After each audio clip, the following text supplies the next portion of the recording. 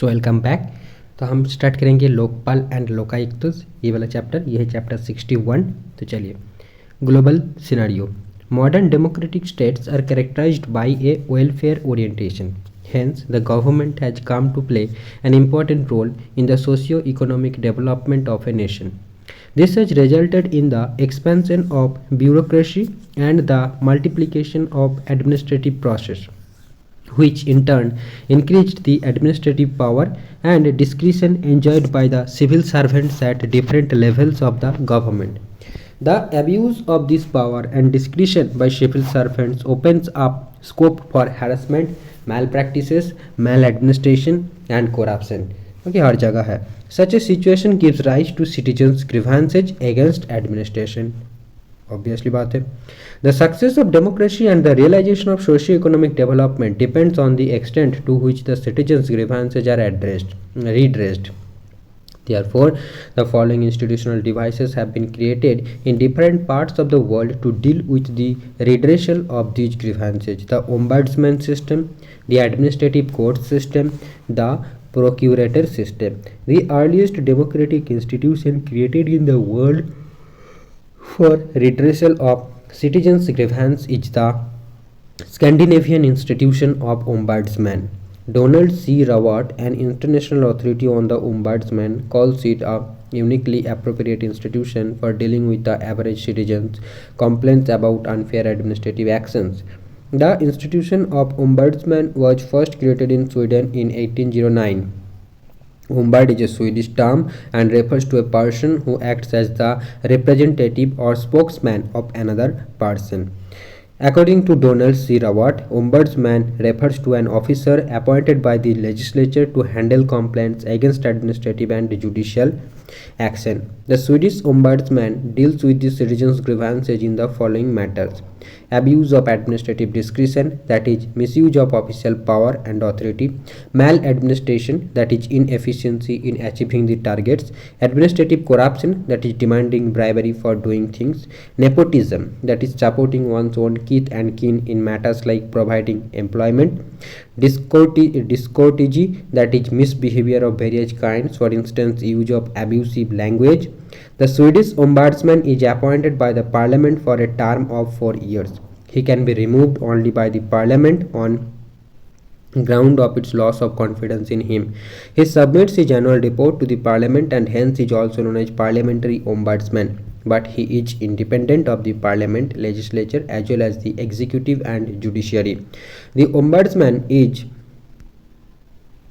a constitutional authority and enjoys the powers to supervise the compliance of laws and regulations by the public officials and see that they discharge their duties properly.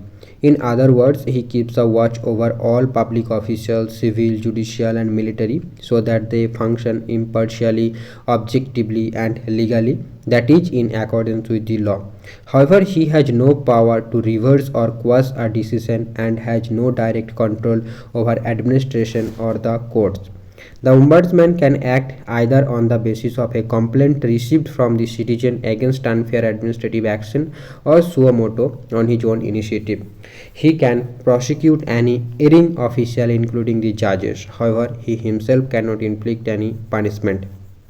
He only reports the matter to the higher authorities for taking the necessary corrective action. In sum, the characteristics of the Swedish institution of ombudsman are as follows: independence of action from the executive, impartial and objective investigation of complaints, suo motu power to start investigations, uninterrupted access to all the files of administration, right to report to the parliament as opposed to the executive. The institution of ombudsman is based on the doctrine of administrative accountability to legislature, wide publicity given to its working in press and other media, direct, simple, informal, cheap and speedy method of handling complaints. From Sweden, the institution of ombudsman spread to other Scandinavian countries. Finland, Denmark, and Norway. New Zealand is the first Commonwealth country in the world to have adopted the ombudsman system in the form of a parliamentary commissioner for investigation in 1962. The United Kingdom adopted ombudsman-like institution called parliamentary commissioner for administration in 1967. Since then, more than 40 countries of the world have adopted ombudsman-like institutions with different nomenclature and functions. The ombudsman in India is called Lokpal or Lokayukta. तो यहाँ पर आता है India की बात शुरू होता है. इंडिया में ओम्बड्समैन को बोला जाता है लोकपाल या Lokayukta. Donald C. Rawat says that the institution of ombudsman is a bulwark of democratic government against the tyranny of officialdom, while Gerald E. Caden described the ombudsman as institutionalized public conscience. Another unique institutional device created for the redressal of citizens' grievances against administrative authorities is the French system of administrative courts. Due to its success in France, the system has gradually spread to many other European and African countries like Belgium, Greece, and Turkey. The socialist countries like the former USSR, now Russia, China, Poland, Hungary, Czechoslovakia, and Romania have created their own institutional device for the redressal of citizens' grievances. It is called procurator system in these countries. It should be noted here that the office of the Procurator General is still functioning in Russia. He is appointed for a tenure of 7 years.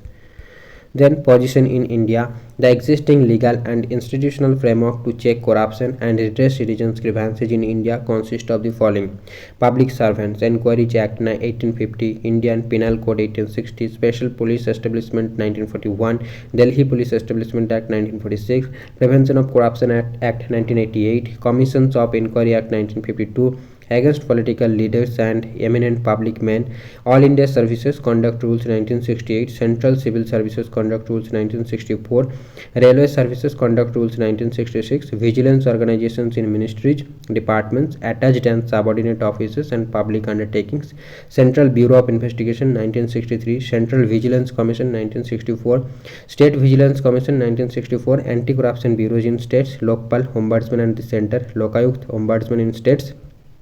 ये Lokpal centre में है और लोकायुक्त जो है ये मतलब synonym में नहीं, देखो सेंटर में है लोकपाल और स्टेट में है Lokayukta. Division vigilance board, district vigilance officer, national consumer disputes redressal commission, national commission for एससीज, National Commission for STs, Supreme Court and High Courts in states, administrative tribunals, quasi-judicial bodies, Directorate of Public Grievances in the Cabinet Secretariat, 1988, Parliament and its committees, field-to-field program in some states like Kerala. In this innovative scheme, the administrator goes to the village area and hears public grievances and takes immediate action wherever possible. Then Lokpal के बारे में बात होगा. The administrative reforms commission ARC of India 1966 to 70 recommended the setting up of two special authorities designated as Lokpal and Lokayukta for the redressal of citizens' grievances. These institutions are to be set up on the pattern of the institution of ombudsman in Scandinavian countries and the parliamentary commissioner for investigation in New Zealand. The Lokpal would deal with complaints against ministers and secretaries at central and state levels, and the Lokayukta, one at the center, one in every state, would deal with complaints against the other specified higher officials. The ARC kept the judiciary outside the purview of Lokpal and Lokayukta as in New Zealand, but in Sweden the judiciary is within the purview of ombudsman. According to the ARC, the Lokpal would be appointed by the President after consultation with the Chief Justice of India, the Speaker of Lok Sabha and the Chairman of the Rajya Sabha.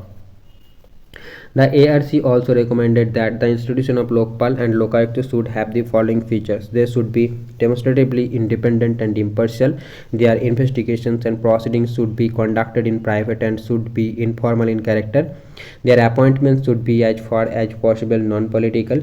Their status should compare with the highest judicial functionaries in the country.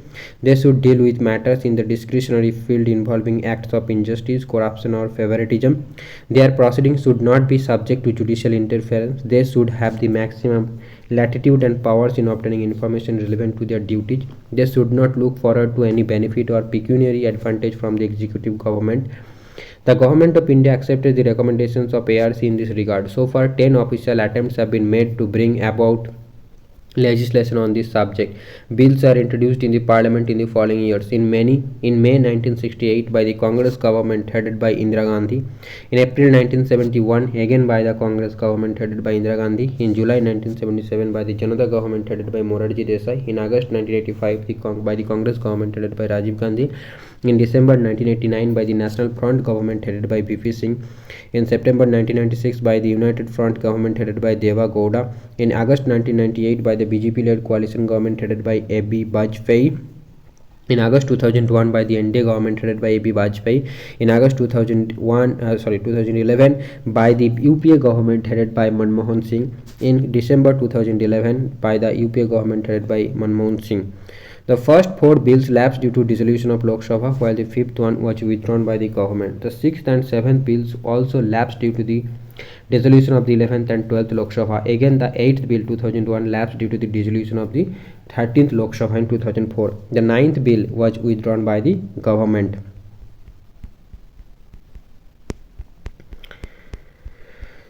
Lokpal and Lokayuktas Act 2013 features. The salient features of the Lokpal and Lokayuktas Act 2013 are as follows. It seeks to establish the institution of the Lokpal at the center and the Lokayukta at the level of the state, and that seeks to provide a uniform vigilance and anti-corruption roadmap for the nation, both at the center and the states. The jurisdiction of Lokpal includes the Prime Minister, ministers, members of parliament and groups A, B, C and D, officers and officials of the central government. The Lokpal to consist of a chairperson with a maximum of 8 members, of which 50% shall be judicial members. 50% of the members of the Lokpal shall come from amongst the SCs, STs and OBCs, minorities and women. Okay so मतलब 4 judicial member होगा और 4 बाकी SC, ST, OBC, minorities and women community में होगा.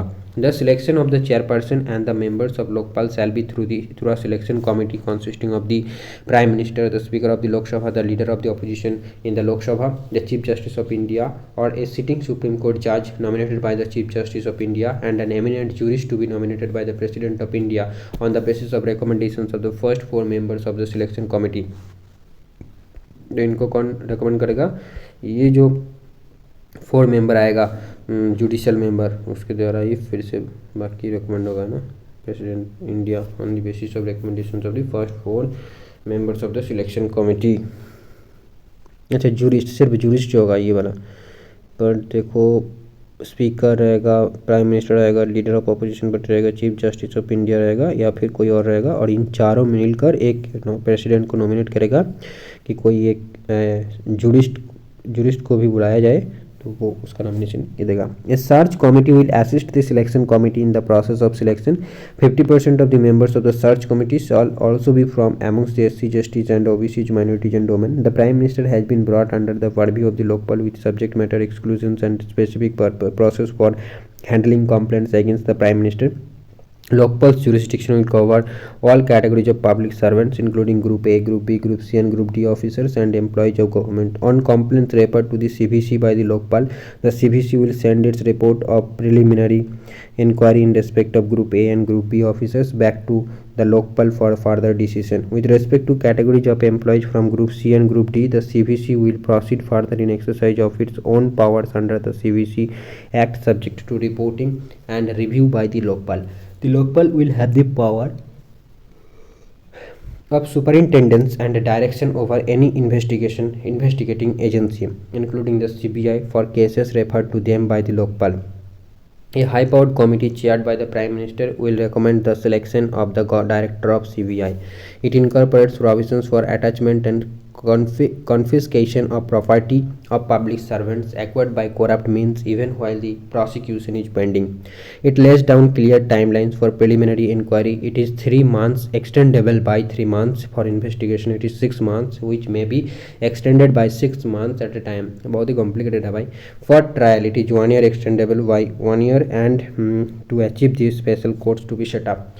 It enhances maximum punishment under the Prevention of Corruption Act from 7 years to 10 years. The minimum punishment under sections 7, 8, 9, 12 Prevention of Corruption Act will now be 3 years, and the minimum punishment under section 15 punishment for attempt will now be 2 years. Institutions which are financed fully or partly by government are under the jurisdiction of Lokpal.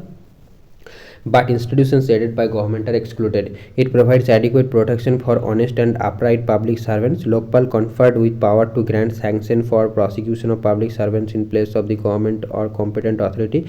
It contains a number of provisions aimed at strengthening the CBI, such as setting up a directorate prosecution headed by a director prosecution under the overall control of the director of CBI, appointment of the director of prosecution on recommendation of the CVC, maintenance of a panel of advocates by CBI other than government advocates with the consent of the Lokpal handling Lokpal referred cases, then transfer of officers of CBI investigating cases referred by Lokpal with the approval of Lokpal, provision of adequate funds to CBI for investigating cases referred by Lokpal. All entities receiving donations from foreign source in the context of the Foreign Contribution Regulation Act FCRA in excess of 10 lakhs per year are brought under the jurisdiction of Lokpal. It contains a mandate for setting up of the institution of Lokayukta through enactment of a law by the state legislature within a period of 365 days from the date of commencement of this act. Thus, the act provides freedom to the states to decide upon the contours of the Lokayukta mechanism in their respective state. Drawbacks. The following are the drawbacks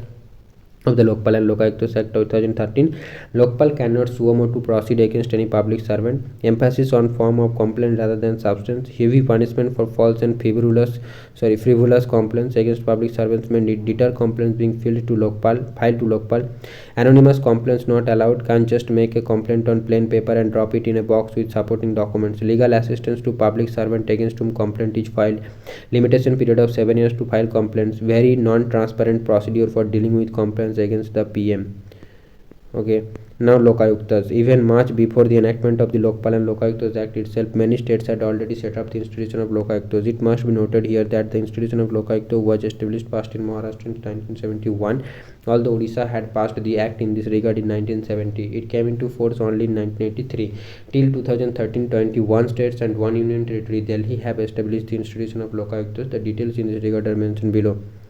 सो उड़ीसा ने first किया था 1970, then Maharashtra, Rajasthan, then Bihar, but Orissa में first establish नहीं होता, उन्होंने bill pass किया था, जैसे कि बोला एक्ट पास किया था, है ना, जो कि केम इनटू फोर्स ओनली 1983. फिर महाराष्ट्र हो गया, then Rajasthan, then Bihar, Uttar Pradesh, Madhya Pradesh, Andhra Pradesh, Himachal Pradesh, Karnataka, Assam, Gujarat, Punjab, Delhi, Kerala, Jharkhand, Chhattisgarh, Haryana, Uttarakhand, Jammu Kashmir, West Bengal, then Tripura, Goa. The various aspects of the institution of Lokayuktas are structural variations. The structure of the Lokayuktas is not same in all the states. Some states like Rajasthan, Karnataka, Andhra Pradesh and Maharashtra have created the Lokayukta as well as Upo Lokayukta, while some others like Bihar, Uttar Pradesh and Himachal Pradesh have created only the Lokayukta.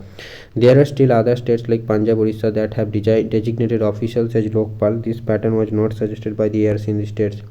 Appointment. The Lokayukta and Upo Lokayukta are appointed by the governor of the state, while appointing the governor in most of the states constitute the Chief Justice of the State High Court, the leader of opposition in the state Legislative Assembly. Qualifications.